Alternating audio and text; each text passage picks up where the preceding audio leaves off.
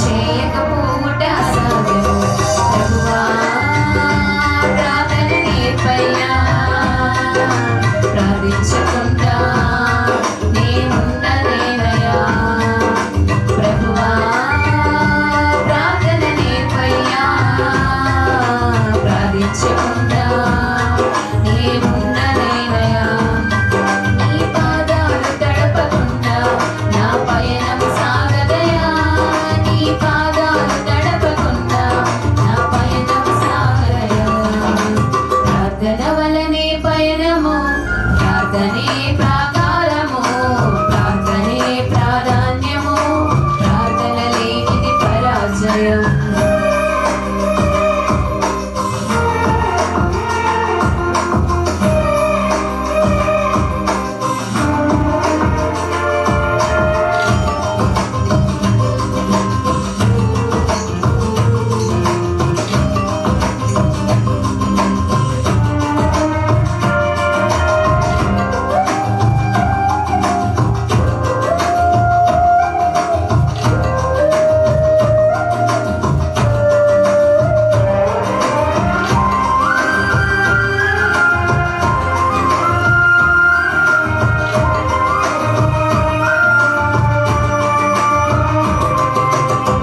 ప్రార్థనలో కన్నీళ్ళు కరిగిపోవుట అసాధ్యము.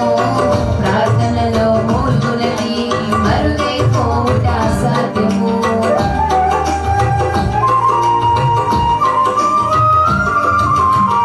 ప్రార్థనలో కన్నీళ్ళు కరిగిపోవుట అసాధ్యము. ప్రార్థనలో మూల్గులది మరుగైపోవుట అసాధ్యము. ప్రార్థనలో నలిగితే నష్టపోవుట అసాధ్యము.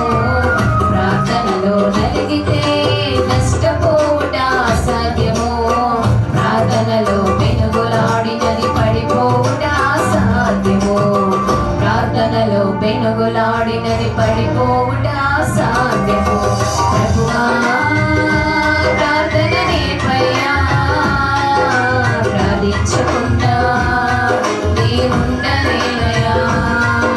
ప్రభువా ప్రార్థన నేర్పయ్యా, ప్రార్థించకుండా నేనుండలేనయ్యా. నీ పాదాలు తడపకుండా నా పయనం సాగదయా. నీ పాదాలు తడపకుండా నా పయనం సాగదయా. ప్రార్థన వలనే పయనము, ప్రార్థనే ప్రాకారము, ప్రార్థనే ప్రాధాన్యము, ప్రార్థన లేనిది పరాజయం. ప్రార్థన వలనే పయనము, ప్రార్థనే ప్రాకారము, ప్రార్థనే ప్రాధాన్యము, ప్రార్థన లేనిది పరాజయం. ప్రభువా ప్రార్థన నేర్పయ్యా, ప్రార్థించకుండా నేనుండలేనయ్యా. ప్రభువా ప్రార్థన నేర్పయ్యా, ప్రార్థించకుండా నేనుండలేనయ్యా. నీ పాదాలు తడపకుండా నా పయనం సాగదయా. నీ పాదాలు తడపకుండా నా పయనం సాగదయా. ప్రార్థన వలనే పయనము, ప్రార్థనే ప్రాకారము, ప్రార్థనే ప్రాధాన్యము, ప్రార్థన లేనిది పరాజయం.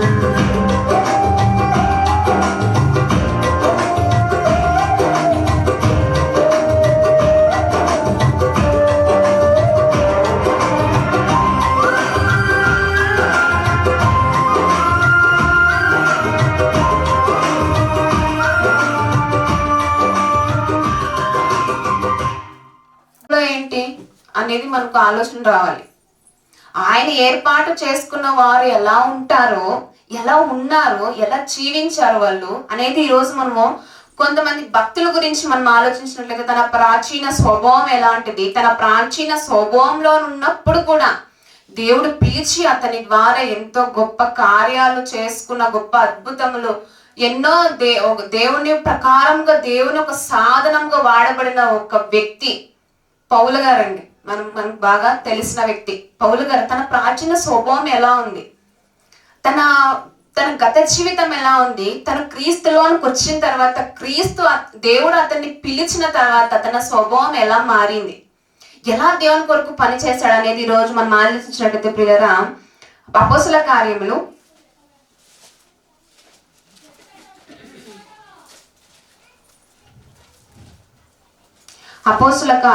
7వ అధ్యాయము 51 వచనం చూసుకున్నామండి.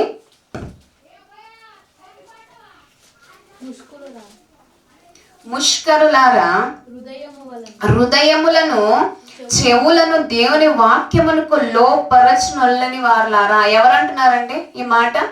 చదివారు ఎప్పుడైనా ఇది? ముష్కరులారా అని మాట్లాడుతున్న, కటాఖండితముగా వాక్యాన్ని ఉన్నట్లుగా మాట్లాడి ఎవరు నొచ్చుకున్నా ఎవరు నొచ్చుకోకపోయినా కటాఖండితంగా మాట్లాడే ఒక వ్యక్తి తెలుసు ఎవరికైనా? ఎవరండి ఆయన? స్టెఫెన్ గారు అండి. చదవలేదు ఎప్పుడు ఇది? ఆయన స్టెఫెన్ గారు దగ్గర నుండే పౌలు గారి జీవితాన్ని కొంతమందికి తెలుసుకుందాం. ముష్కరులారా, హృదయములను చెవులను దేవుని వాక్యమునకు లోపరచిన వాళ్ళలారా, మీ పితరుల వలె మీరు ఎల్లప్పుడూ పరిశుద్ధాత్మని ఎదిరించుచున్నారు అంటున్నాడు. స్టెఫెన్ గారి యొక్క అపోస్తులలో మొదటి ఒక అత్త సాక్షిగా మారిన ఒక వ్యక్తి స్టెఫెన్ గారు. అత్త సాక్షి అని మనం మాట్లాడుకోవచ్చండి. ఆయన అంత అత్త సాక్షి, దేవుని కొరకు గొప్పగా వాడబడి గొప్పగా నిలువబడి, ఎలాంటి వారున్నా, ఎంతటి రాజులున్నా, ఎంతటి గొప్ప గొప్ప వ్యక్తులున్నా కూడా దేవుని మాటలు అక్కడ పలకడానికి ఎంత మాత్రం భయపడలేదండి. అంత ఉన్నతమైన భక్తి జీవితాన్ని జీవించిన వాడే స్టెఫెన్ గారు. అలాగే ముందుకు చూసుకున్నట్లయితే అదే 7వ అధ్యాయము 58వ వచనం. పట్టణపు వెలుపలికి అతనిని వెళ్ళగొట్టి రాళ్ళు రూవి చంపిరి. సాక్షులు సౌలు అను ఒక యవ్వనుని పాదముల యొద్ద తమ వస్త్రములు పెట్టిరి. సౌలు అనగా పౌలండి. మన పౌలు గురించి ఎలా ఇప్పుడు మాట్లాడుకోవాలనుకున్నానో, మొదటిగా తన పేరు వచ్చేసి సౌలుగా ఉన్నాడు. ఈ సౌలు ఎలాంటి వాడు అంటే, అప్పుడు తన ప్రాచీన స్వభావం ఉన్నప్పుడు అంత గొప్ప ఒక దేవుని కొరకు గొప్పగా వాడబడిన సేవకుని స్టెఫెనును తన ఒక మరణానికి సమ్మతించిన వ్యక్తి. ఆయనేనా ఇంత గొప్పగా వాడబడిన వాడు అని మనం ముందుకు చూసుకున్నట్లయితే, తను సాక్షులు సౌలు అని ఒక యవ్వనుని పాదముల తమ వస్త్రములు పెట్టిరి. ప్రభువును గూర్చి మొరపెట్టుచు యేసు ప్రభు అన్న ఆత్మను చేర్చుకొనమని స్టెఫెను పలుకుచుండగా వారు అతన్ని రాళ్లతో కొట్టిరి.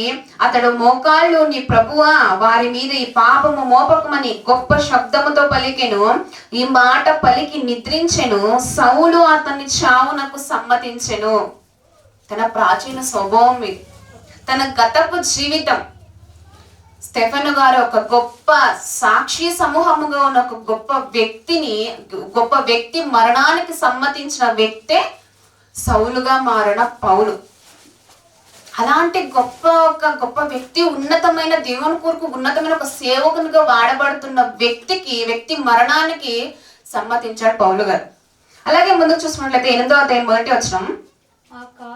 ఆ కాలమునందు యెరూషలేములోని సంగమునకు గొప్ప హింస కలిగినందున అపోస్తలులు తప్ప అందరూ యూదయ సమరయ దేశములందు చెదిరిపోయిరి. భక్తి గల మనుష్యులు స్టెఫెనును సమాధి చేసి అతని గూర్చి బహుగా ప్రలాపించిరి. సౌలైతే ఇంటింట జొచ్చి పురుషులను స్త్రీలను ఈడ్చుకొని పోయి చెరసాలలో వేయించి సంగమును పాడు చేయుచుండెను. అస్సలు క్రీస్తు అంటేనే, దేవుని మాటలు అంటేనే కొంచెం కూడా పడేది కాదండి పౌలు గారికి.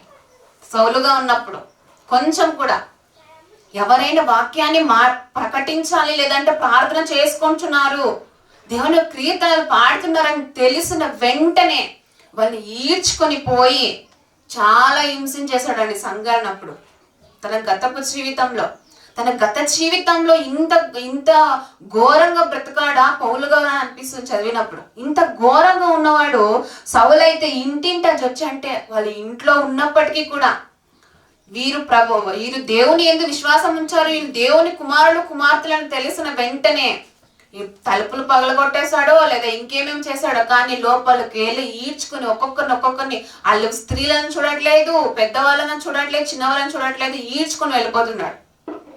తన జీవితం, తన గతపు జీవితం. అలాగే చూసినట్లయితే 9వ అధ్యాయము 9వ అధ్యాయము, అదే అపొస్తలుల కార్యంలో 9వ అధ్యాయం 1వ వచనం.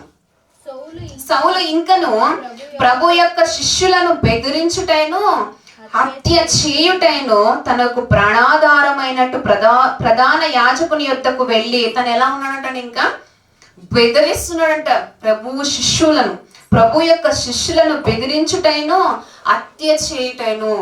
ఇంత ఘోరంగా బ్రతికాడండి పౌలు. హత్య చేస్తున్నాడు, ఎంతో హింసిస్తున్నాడు. ప్రభు బిడ్డలు అని తెలిసిన వెంటనే, శిష్యులు అని తెలిసిన వెంటనే హత్యలకు పాల్పడ్డాడు. ఎంతో మంది నీతులు, దేవుని యొక్క కుమార్తెల యొక్క మరణానికి సమ్మతించేశాడు పౌలు గారు తన గత జీవితంలో. ఇంత విషాదం ఆయన జీవితంలో ఉంది. అలాగే చదువుకున్నట్లయితే, ఈ మార్గమందున్న పురుషులైనను స్త్రీలైనను కనుగొన్న ఎడల వారిని బంధించి యెరూషలేమునకు తీసుకుని వచ్చుటకు దమస్కులోని సమాజముల వారికి పత్రికలు ఇమ్మని అడిగాను. సౌలు మాట్లాడుతూ అంటున్నాడు, ఎవరైతే స్త్రీలైనను పురుషులైనను దేవుని వాక్యానికి ప్రధానమిస్తున్నారో, దేవుని కొరకు బ్రతుకుతున్నారో వారందరినీ ఈడ్చుకొని వెళ్ళాలి, వారందరినీ చెరసాలలో వేయాలని ఒక ప్లాన్ ఇస్తున్నాడు ప్రధాన యాజకునికి. ప్లాన్ ఇచ్చి పత్రికలు ఇమ్మని, యెరూషలేమునకు తీసుకుని వచ్చుటకు దమస్కులోని సమాజంలో వారికి పత్రికలు ఇమ్మని అడిగాను. అక్కడ ఎవరైతే ఉన్నారో దేవుని కొరకు బ్రతుకుతూ వారందరినీ చెరసాలలో వేయాలి, వారందరినీ హింసించాలి, ఎలాగైనా సరే వాళ్ళని బాధ పెట్టాలని ఒక ఆలోచన కలిగి మాట్లాడుతూ చెప్తున్నాడు. వారికి పత్రికలు ఇవ్వాలి, ఇంకా సంఘమును పాడు చేసేయాలి. చాలా మంది భక్తి పరులు ఎవరైతే దేవుని కొరకు బ్రతుకుతున్నారని చెప్తున్నారో అలాంటి వారిని హింసించాలి, చంపాలి అనే ఒక ఆశతో, ఒక ప్రేరేపణతో, సాతాను కలిగినటువంటి ప్రేరేపణతో కలిగి ఉండి తన జీవితాన్ని అలా ఉంది అప్పుడు. అలాగే చదువుకున్నట్లయితే 3వ వచనం, అతడు ప్రయాణము చేయొచ్చు, అలా అనుకొని వెళ్ళిన తర్వాత అతడు ప్రయాణము చేయొచ్చు దమస్కు దగ్గరకు వచ్చినప్పుడు అక్కడ తన జీవితం ఒక టర్న్ అయిందండి. అంతవరకు ఇదే పౌలు గారు ఇంత విషపు జీవితాన్ని జీవించాడా, గతంలో ఇంత విషం ఉందా ఆయనలో అన్నట్లుగా మనము ఇంతసేపు చదువుకున్నాం. కానీ ఇక్కడ తన జీవితం టర్న్ అయిపోయిందండి. చదువుకుందాం. అకస్మాత్తుగా ఆకాశము నుండి ఒక ఎలుగు అతని చుట్టూ ప్రకాశించెను. అప్పుడు అతడు నేల మీద పడి, సౌలా సౌలా, నీ వేళ నన్ను హింసించుచున్నావని తనతో ఒక స్వరము పలుకుట వినెను. అంతసేపు ఆ ప్రయాణం దేని కొరకు చేస్తున్నాడు? ఎలాగైనా సరే పత్రికలు ఇవ్వాలి, ఒక్కరు కూడా ఉండకూడదు, దేవుని కుమారులు సంఘంలో ఉండకూడదు అని పాడు చేయాలని ఒక ఆలోచనతో తన ప్రయాణం కొనసాగించాడు. తన ప్రయాణం వెళ్తున్నప్పుడు ఆకాశంలో ఒక వెలుగు వచ్చిందంట, తన చుట్టూ ప్రకాశించిందంట. ప్రకాశించిన తర్వాత అప్పుడు అతడు నేల మీద పడి, సౌలా సౌలా, నీ వేళ ఎందుకు నువ్వు నన్ను బాధపెడుతున్నావు ఒక స్వరము తన చెవిలో పడింది. అప్పుడు వచ్చింది తనకు పిలుపు. వచ్చిన తర్వాత అప్పుడు అతడు హింసించినావని తనతో ఒక స్వరము పలుకుట వినెను. ప్రభు నీవెవడవని అతడు అడగగా ఆయన, నీవు హింసించుచున్న యేసును, లేచి పట్టణంలోనికి వెళ్ళము. ఇక్కడ తన ఒక పిలుపు వచ్చేసిందండి. తన స్వరము ద్వారా దేవుడు మాట్లాడాడు. నువ్వెందుకు నన్ను హింసిస్తున్నావు, ఎందుకు నువ్వు బాధ పెడుతున్నావు అని చెప్పేసి మాట్లాడుతూ ఈరోజు మనం ఆలోచించాలి ప్రియులారా. దేవుని కొరకు నువ్వు ఇంత తెలుసుకున్నావు, దేవుని కొరకు ఇంత గొప్పగా నువ్వు బ్రతికావు, ఇంత గొప్పగా బ్రతకాలని నువ్వు దేవునికి మాట ఇచ్చావు. కానీ ఎందుకు మరలా మనం ఆయన్ని హింసించేవారుగా ఉన్నాం? కేవలం ఇది ఆయనకు వర్తించడం కాదండి. ఈరోజు క్రైస్తవులుగా ఎవరైతే అనుకుంటున్నారో వారందరికీ ఇది వర్తిస్తుందండి. ఇప్పుడు కూడా ఆయన మరలా సిలువ వేయచ్చు. హింస పెట్టేవారు చాలా మంది ఉన్నారు. మనం చేసే క్రియలను బట్టి, మనము జీవిస్తున్న ప్రాచీన స్వభావం, పాత జీవితం ఎలా అయితే ఉందో ఆ పాత జీవితాన్ని మరలా దేవుడిచ్చిన ఈ క్రీస్తు ఒక కొత్త జీవితంలోనికి మరలా కలిపి దేవుని హింసించే వారుగా ఉన్నారండి. ఇక్కడ మాట్లాడుతూ అంటున్నాడు, నువ్వు ఎందుకు నన్ను హింసిస్తున్నావు? తనతో ఒక స్వరము పలుకుట వినెను. అప్పుడు ఆయన మాటకు లోబడ్డాడు. 5వ వచనం చదువుకుందాం.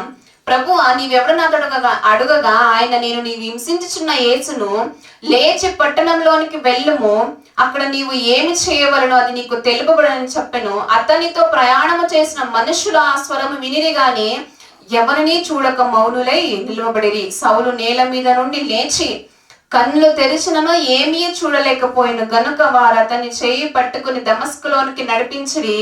అతడు 3 దినములు చూపు లేక అన్నపానములు ఏమీ పుచ్చుకొనకుండెను. తన స్వరం వచ్చింది, పిలుపుకు లోబడ్డాడు. తను ఏమి మాట్లాడకుండా మౌనులే వెళ్ళిపోయారు. ఎందుకు నువ్వు నా హింస పెడుతున్నావు? నా నుండి నీకు వచ్చిన బాధ ఏంటి? నన్ను హింసిస్తున్నావు అంటే, నా కోసం బ్రతుకుతున్న స్త్రీలు కానీ పురుషులు కానీ ఎంతో మంది భక్తుల్ని హింసిస్తున్నావు అంటే నువ్వు నన్ను హింస పెట్టినట్లే కదా అని మాట్లాడిన వెంటనే ఆయన పిలుపుకి పౌలు లోబడ్డాడండి. తర్వాత 10వ వచనం చదువుకుందాం. ఇక్కడ అదే 9వ అధ్యాయం 10వ వచనం. దమస్కులో అననీయ అని ఒక శిష్యుడు ఉండెను.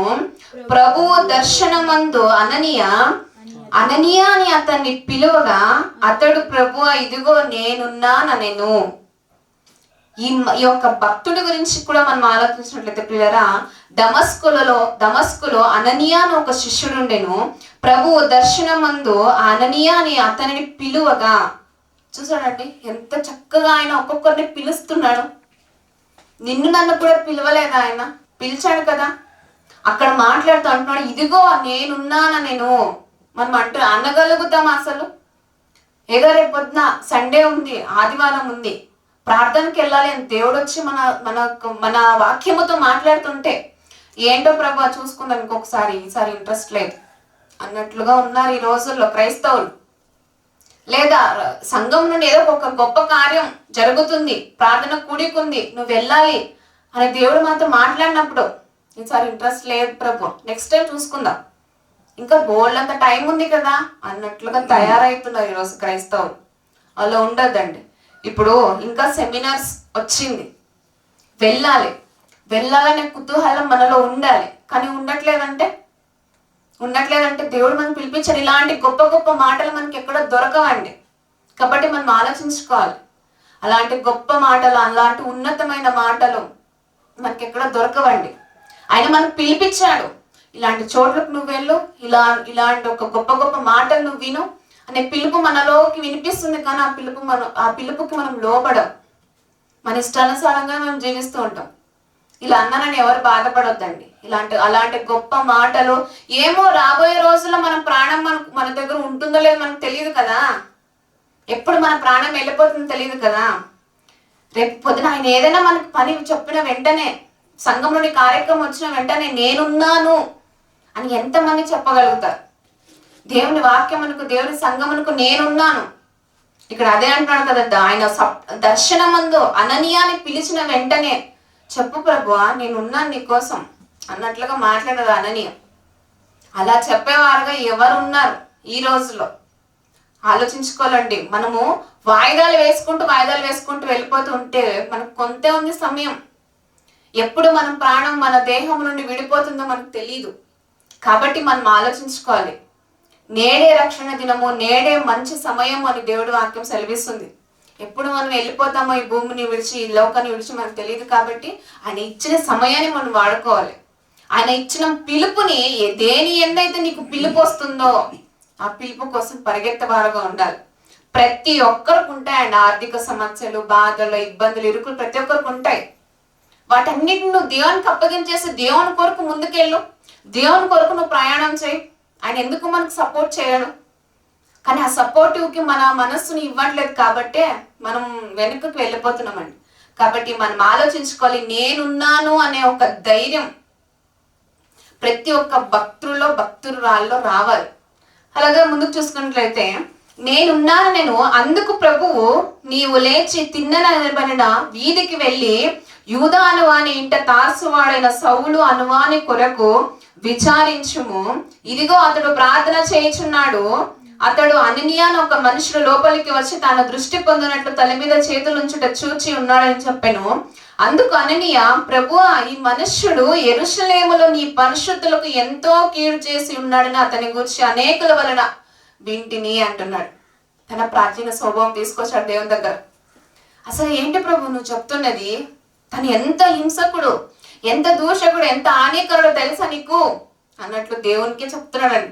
చెప్తూ మాట్లాడుతూ అంటున్నాడు కదా, అందుకు ప్రభు పరిశుద్ధులకు ఎంతో కీడు చేసి ఉన్నాడు, అతని గూర్చి అనేకుల వలన వింటిని. ఇక్కడ నీ నామమును బట్టి ప్రార్థన చేయ వారిని అందరినీ బంధించుటకు అతడు ప్రధాన యాజకుల వలన అధికారము పొంది ఉత్తరం ఇచ్చెను. నువ్వు సౌలు గురించనా చెప్తున్నది? తన జీవితం ఎంత దరిద్రంగా ఉందో తెలుసా అన్నట్లు అంటున్నాడండి. కాబట్టి మన జీవితము ఎప్పుడు ఎలా టర్న్ అయిపోతుందో అనేది తెలీదు. నీ వరకు వాక్యముతో పిలుపు వచ్చింది, నువ్వు ఆ పిలుపుకు నిజంగా లోబడినట్లయితే అప్పుడు ఆయన ఏర్పాట్లో నువ్వు చేరుతావు. కేవలం అందరినీ పిలిచాడు, అనేకుల్ని ఆయన పిలిచాడు గంట, కానీ ఏర్పరచుకున్న వారు కొందరే ఉన్నారంట.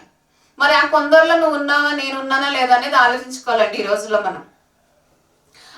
అలా మాట్లాడుతూ తను చాలా హింసకుడు కదా, దూషకుడు కదా, అతను ఎలాగా నీ నామం కొరకు ఎలాగుంటాడు అని చెప్పేసి మాట్లాడుతూ అలాగే చదువుకున్నట్లయితే అతన్ని చాలా మంది పరిశుద్ధుల్ని హింసించాడు, ఎంతో కీడు చేశాడు, అనేకుల వల్ల నేను విన్నాను అని మాట్లాడుతూ ఇక్కడను నీ నామము బట్టి ప్రార్థన చేయవారందరినీ బంధించడానికి అతడు ప్రధాన యాజకులను అధికారం పొందిన ఉత్తరం ఇచ్చెను. అందుకు ప్రభువు చదవండి. అందుకు ప్రభువు నీవు వెళ్ళము, అన్య జనుల ఎదుటను రాజుల ఎదుటను ఇశ్రాయేలుల ఎదుటను నా నామము భరించుటకు. ఆగుదామండి ఇక్కడ. దేనికోసం అంటండి?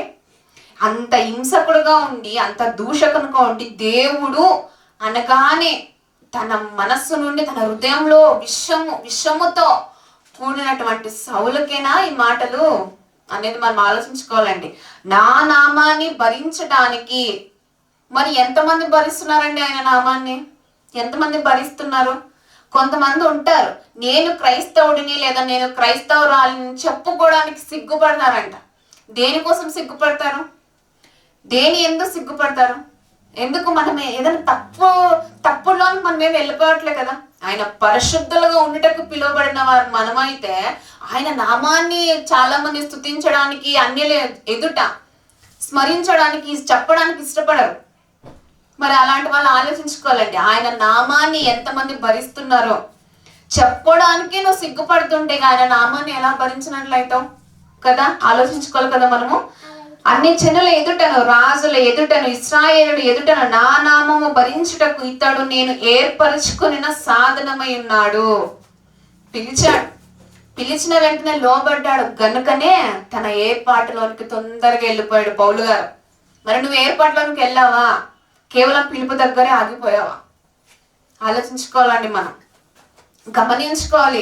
నేను నిజంగా ఆయన ఏర్పాటులో ఉన్నానా లేదంటే కేవలం ఆయన పిలిచిన దానిలో మాత్రమే ఉండిపోయినది ఆలోచించుకోవాలండి. నేను ఏర్పాటు చేసుకున్న సాధనమై ఉన్నాడు. ఇతడు నా నామము కొరకు ఎన్ని శ్రమలను అనుభవింపవలెనో నేను ఇతనికి చూపుదని అతనితో చెప్పెను. అననీయ వెళ్ళి ఆ ఇంట ప్రవేశించి అతని మీద చేతులుంచి, సౌలా సహోదరుడా, నీవు వచ్చిన మార్గంలో నీకు కనబడిన ప్రభు అయిన యేసు నీవు దృష్టి పొంది పరిశుద్ధాత్మతో నింపబడినట్లు నన్ను పంపి ఉన్నాడని చెప్పెను. వారిలో మాటలు జరుగుతున్నాయి.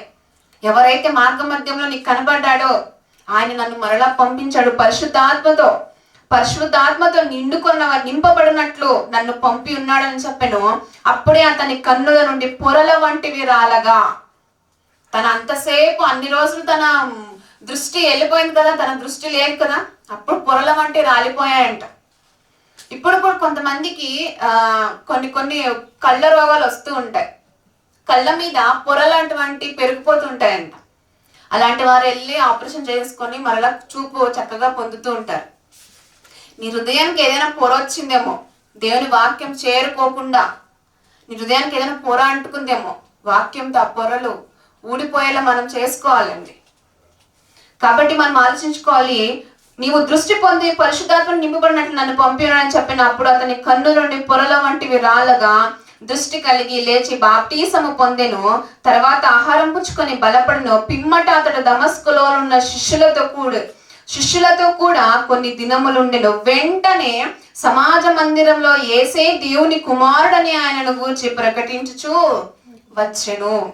చూసారండి ఎంత చక్కగా ఆయన ఒక్కసారి దేవుని పిలుపు రాగానే ఆయన పిలుపుకు లోబడ్డాడు, ఆయన పిలుపుకు తల వంచాడు, ఆయన పిలుపుకు మోకాళ్ళు వంచాడు.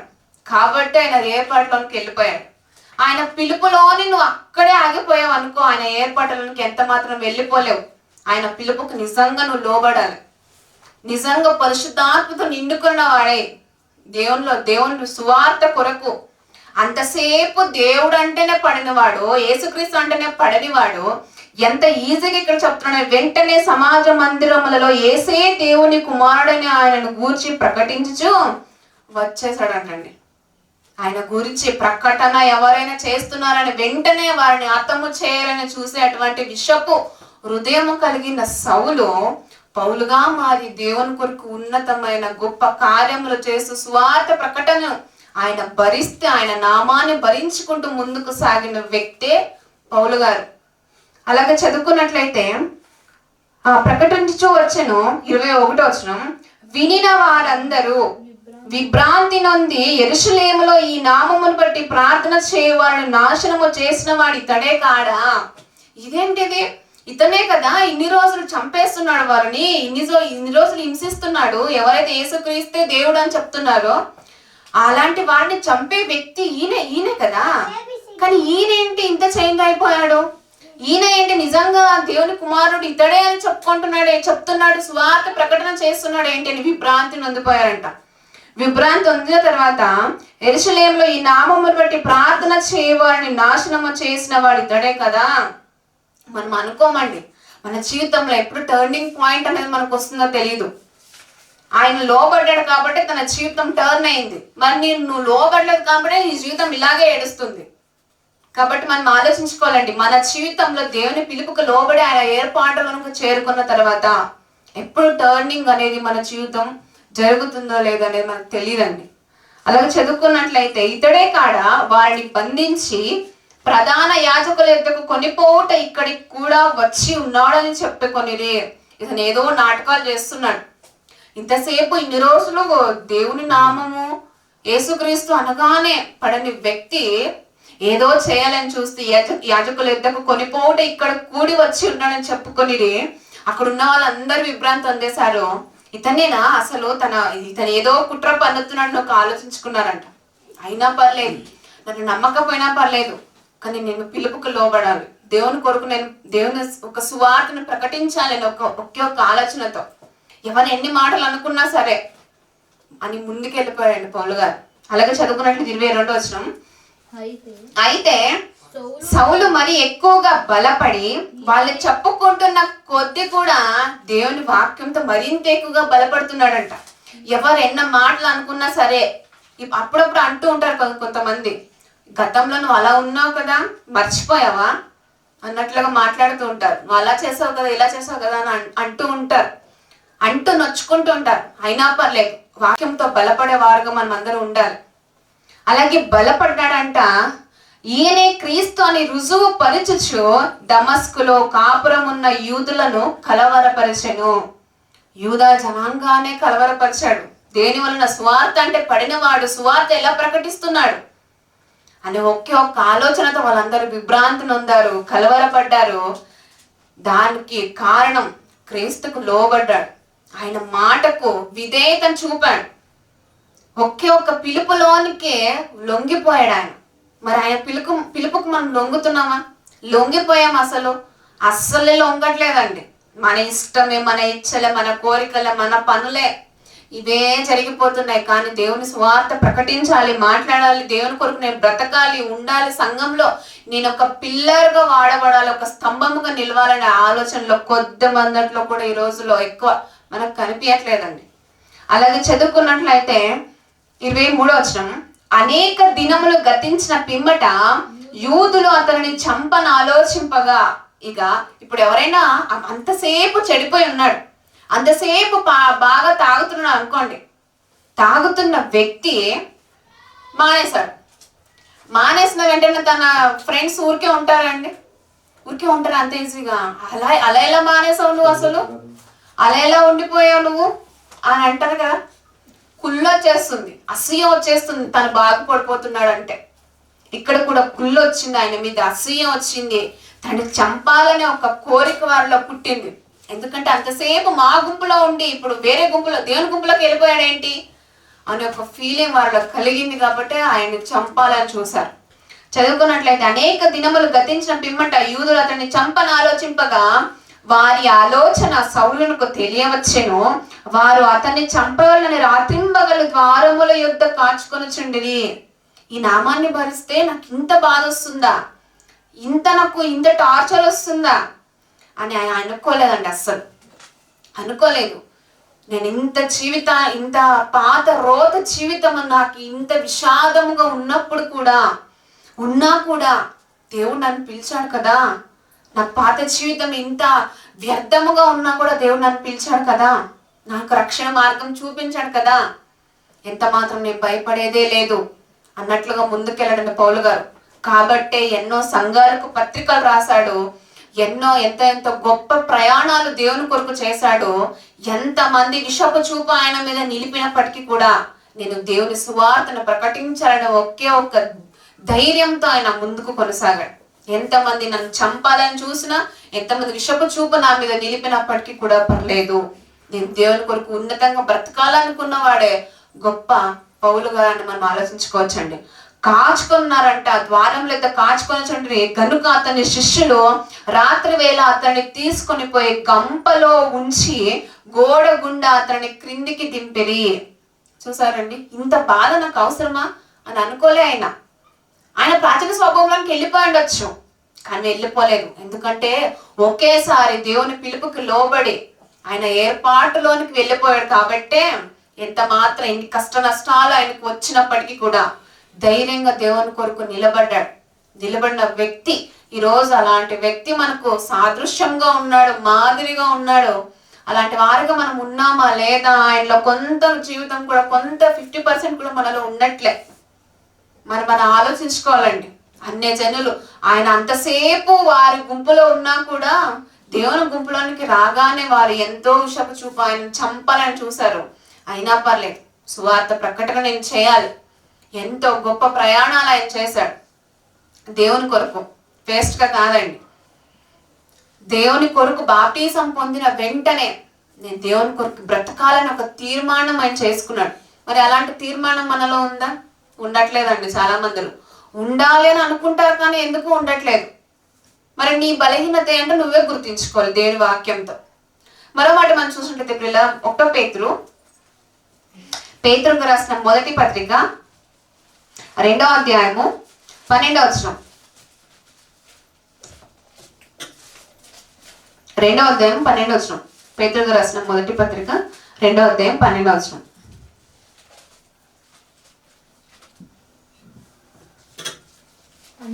అన్యజనులు మిమ్ముని ఏ విషయములో దుర్మార్గులను దూషింతురో ఆ విషయంలో వారు మీ సత్క్రియలను చూచి వాటిని బట్టి దర్శన దినమున దేవుని మహిమపరచినట్లు వారి మధ్య నువ్వు మంచి ప్రవర్తన గలవారై ఉండవరని మిమ్మల్ని బతిమాలుకొనుచున్నాను.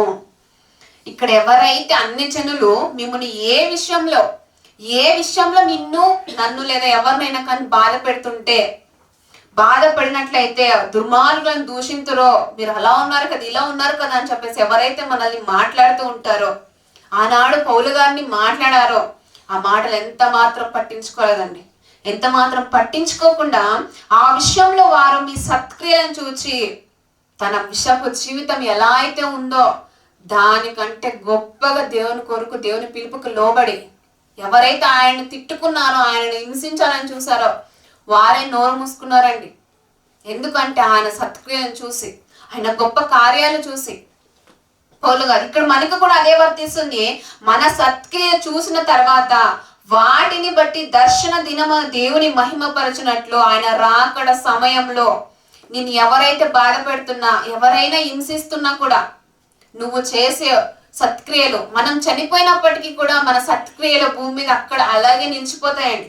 నువ్వు చేసిన మంచి పని అలాగే నిలిచిపోతుంది. మనం చనిపోయిన తర్వాత కూడా నువ్వు చేసిన సత్క్రియలను బట్టి, సత్క్రియలను చూచి వాటిని బట్టి దర్శన దినమ దేవుని మహిమపరిచినట్లు వారి మధ్యను మంచి ప్రవర్తన గల వారై ఉండడం మిమ్మల్ని బతిమాలుకొనుచున్నాను. నేను పూర్వమంది హింసకుడు, దూషకుడు, హానికరుడు చెప్పుకున్న సౌలుగా ఉన్న అతను పౌలుగా మారి దేవుని సువార్తకు లోబడ్డాడు. అన్ని జనులు ఎంత దూషించినప్పటికీ కూడా ఎదురెళ్ళి నిలబడ్డాడు వాక్యంతో. సువార్త ప్రకటన కొరకు అలా నిలబడ్డాడు. అంత గొప్పగా వాడబడిన వ్యక్తి దేవుని చరిత్రలో మనం చదువుకున్నట్లయితే కాబట్టి ఆలోచించుకోవాలి.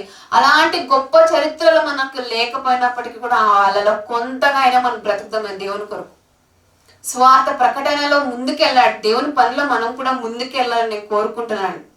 మరి ఈ ఛాన్స్ మనకి ఇచ్చింది, ఇప్పుడు సజీవంగా ఉన్నామంటే, ఇలాంటి మాటలు మనకి వినిపిస్తున్నాయంటే నీలో ఇంకా మార్పు రావాలి, మనలో ఇంకా మార్పులు కలగాలి. చాలా బలహీనతలతో నిండిపోతుంది.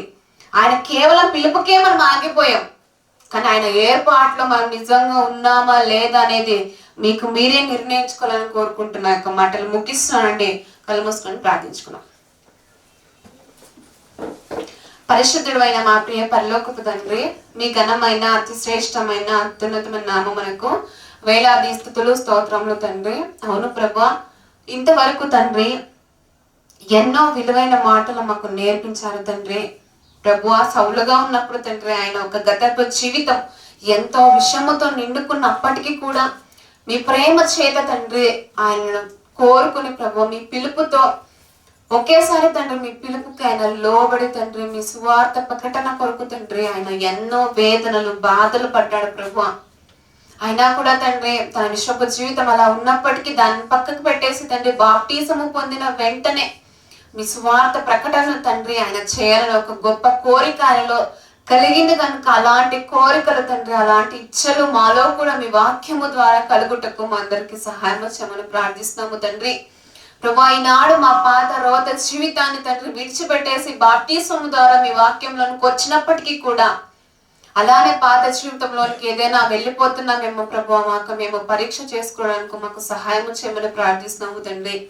ప్రభా, ఈ సంఘంను జ్ఞాపకం చేసుకొని తండ్రి, ఎవరికైతే లోపాలు తండ్రి బలహీనతలతో తండ్రి లొంగిపోతున్నారో వారందరినీ మీరు జ్ఞాపకం చేసుకోండి ప్రభు. ఇలాంటి భక్తులను తండ్రి మాకు మాదిరిగా ఉంచి ప్రభు, వారి పాత జీవితాన్ని తండ్రి మేము చూసినట్లయితే తండ్రి తన కొత్త జీవితం మీలోనికి వచ్చిన తర్వాత తండ్రి అలాంటి జీవితము మాకు కూడా ఉండుటకు తండ్రి మాకు సహాయం చేయమని ప్రార్థిస్తున్నాము తండ్రి. మీ యొక్క కృపలో మమ్మల్ని అందరినీ భద్రపరచండి, బలపరచమని ప్రార్థిస్తున్నాము తండ్రి. మీ పని కొరకు ఎల్ల వేళల తండ్రి సిద్ధంగా ఉండుటకు మాకు అందరికి సహాయం చేయమని ప్రార్థిస్తున్నాము. మీరు అక్కడ సమయం ముందు తండ్రి మేము చేసిన అన్యజనుల ఎదుట సత్క్రియలను చూసి తండ్రి మీరు అక్కడ ఎందు వారు మిమ్మల్ని స్తుతించడానికి తండ్రి అలాంటి సత్క్రియలు మేము కలిగి ఉండుటకు మా అందరికి సహాయం చేయమని ప్రార్థిస్తూ ఘనత మహిమ ప్రభావం మీ ఒక్కరికి చెల్లిస్తూ మా కొరకు రానే ఉన్న మా ప్రియ రక్షకుడు తండ్రి ఎంతో మేము విశ్వాసం ఉంచి ముందుకు కొనసాగుటకు మా అందరికి సహాయం చేయమని ప్రార్థిస్తూ యేసుక్రీస్తు నామములో ప్రార్థన మనల్ని సమర్పించుకుంటున్నాం మా కన్న తండ్రి. ఆమేన్. అందరికీ వందనండి. Thank you. God bless you.